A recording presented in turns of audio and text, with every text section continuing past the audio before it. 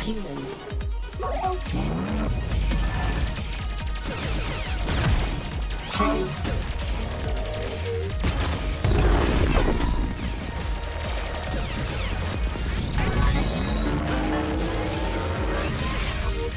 Hello, we are here at the Housemarque office in Helsinki, and we are meeting up with Mikael Haveri.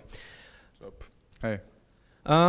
We have been talking about a lot of Resogun lately. Can you tell us a little bit about how the game actually came to be? Like, what was the main idea behind the game in the first place? Because that was quite a huge leap from previous generation to this one.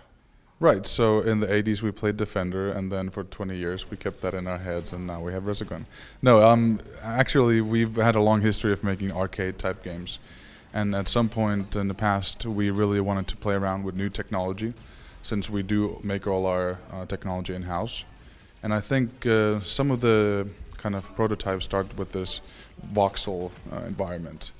And we're known for the Stardust series, so I think that was sort of a leap that we knew how to make. And we really wanted to make a side-scrolling shooter also. So all the pieces came together, and a couple of years later we had Resogun. There has been a lot of talk about the technical aspect of the Resogun game. Do you think it's a game that couldn't be made on the previous generation? And is there a specific reason why you picked a PS4 for it? Right, so yeah, currently the way the game is made and the way we use technology and all the voxels and particles and stuff we have, the game couldn't run on the previous generation. And that's, of course, we can dumb it down and it's pretty much just a basic shooter, and then, of course, that'd be a totally different case. We've been working with Sony for a long time now, so it's really kind of easy to transition along with that. And I think the PlayStation 4 came into the picture as a very viable platform for us to work on. Having close ties with Sony helps, and then getting all the information a bit earlier kind of got into that direction.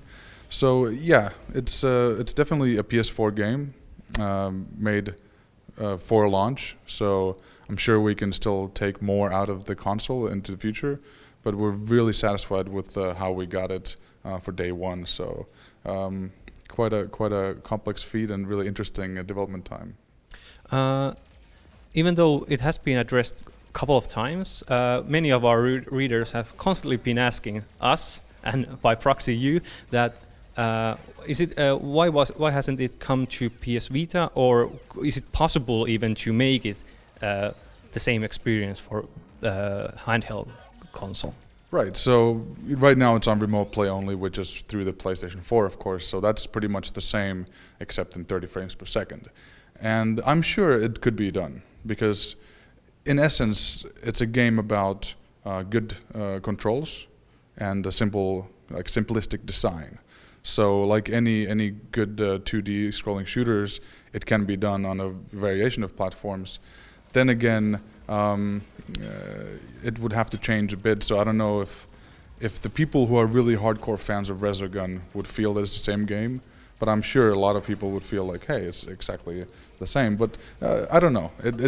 In my opinion, it would be much of a different game in the essence of we really made a next-gen retro type of game. But who knows? Right. You talked about the cooperation with Sony. How has that been working out? And after the launch, what kind of cooperation will you keep doing with Resogun? So Resogun's always been a long-term plan. We haven't really announced too much what we're going to do with it. So hopefully when we do announce stuff, people are going to get really excited.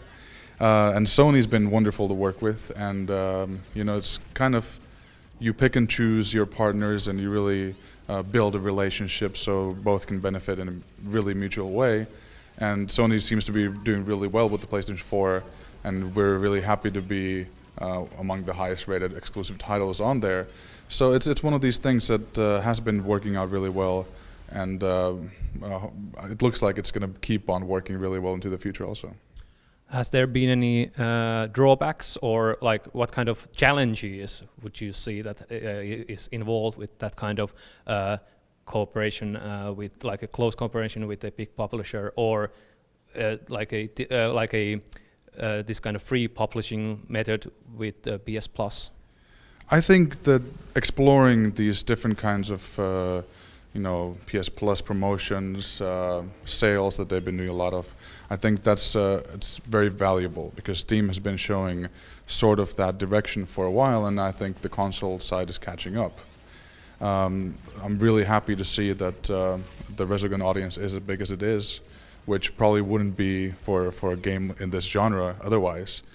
And going forward into any disadvantages within the partnership, I'd say if we wanted to make an Xbox One game, of course that would not be able to happen with the current setup. So, but there's always disadvantages to things.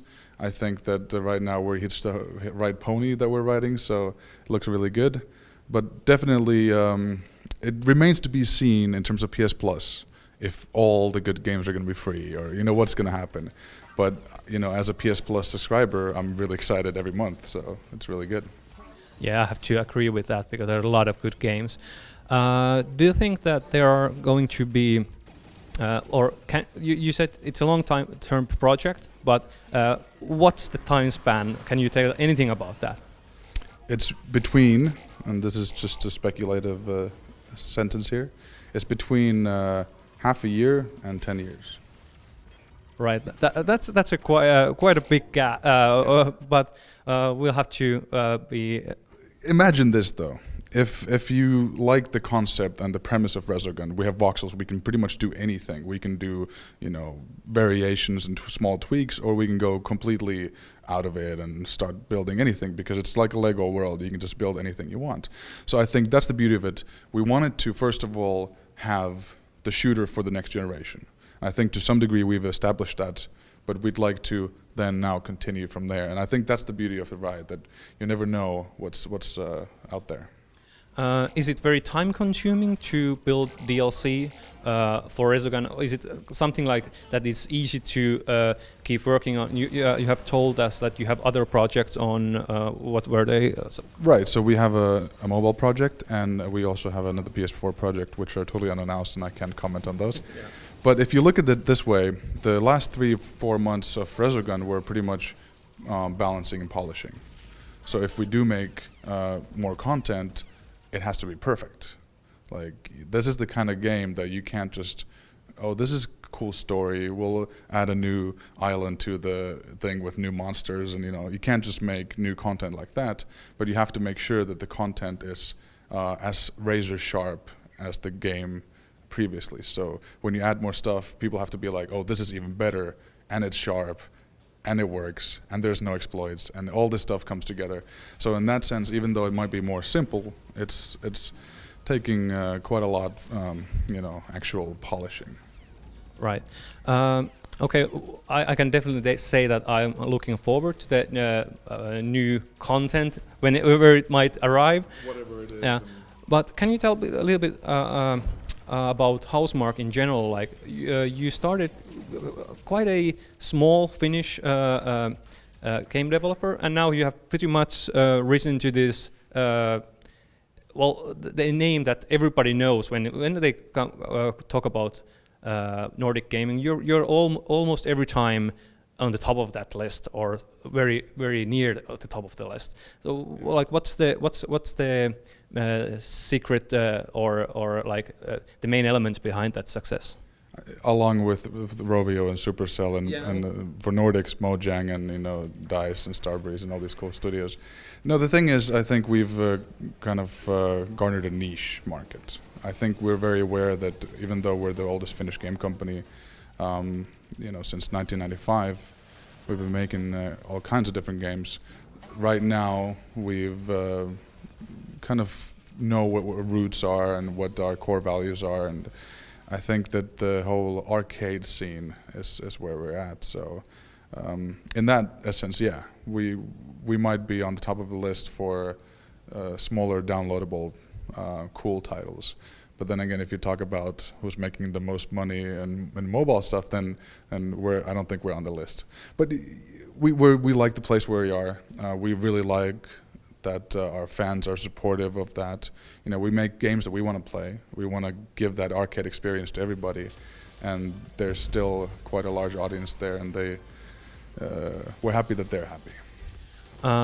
And in the end, do you have any advice for like young new game developers, small teams that are trying to start up? Do you have any advice for them? Yes, definitely. Making games is difficult, and you should try to finish a game, because I think that's the hardest part, no matter what size the game is. And really focus on the game itself. That's the most important part. Make it exactly what you would want it to be.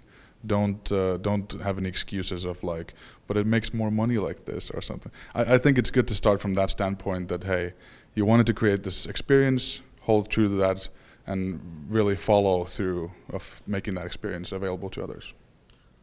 All right, I think that we are going to wrap this interview with that awesome answer, and thank you for watching. Multiplier up.